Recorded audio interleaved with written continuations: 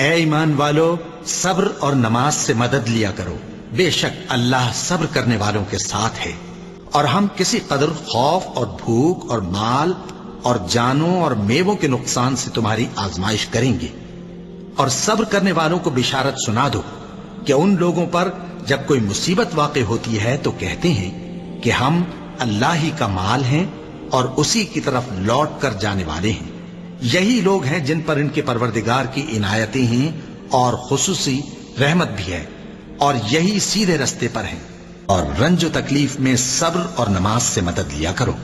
اور بے شک نماز گراں ہے مگر ان لوگوں پر گراں نہیں جو عجز کرنے والے ہیں،